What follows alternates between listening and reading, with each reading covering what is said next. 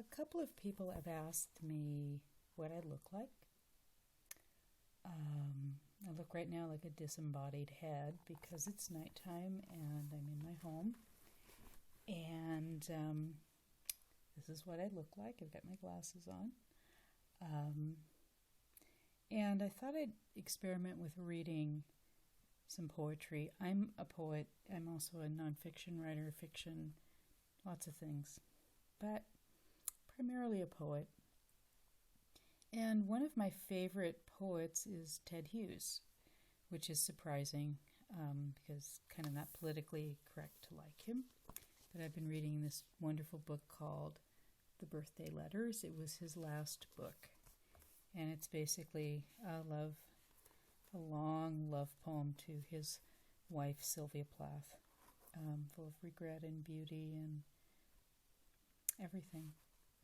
So I'm going to read a poem called Robbing Myself, and this is how it goes. Robbing myself. I came over the snow, the packed snow. The ice glaze hardened and polished, slithering the A30, 200 miles.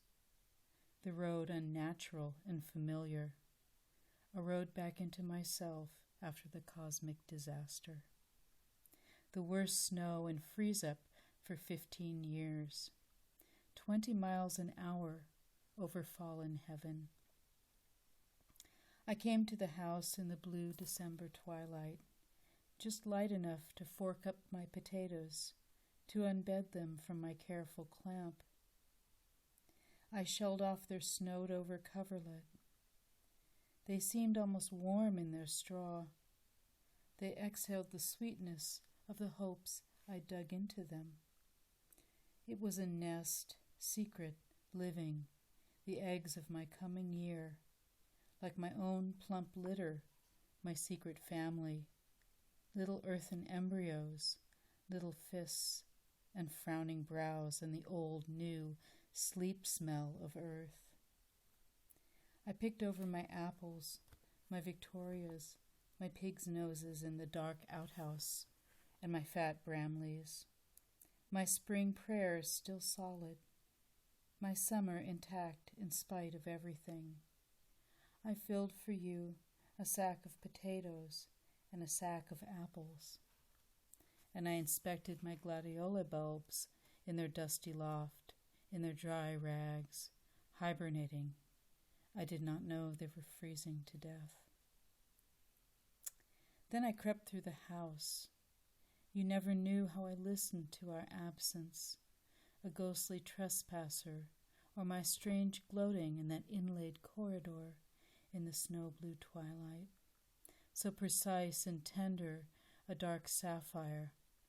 The front room, our crimson chamber, with our white-painted bookshelves, our patient books, the rickety walnut desk I paid £6 for, the horsehair Victorian chair I got for 5 shillings, waited only for us.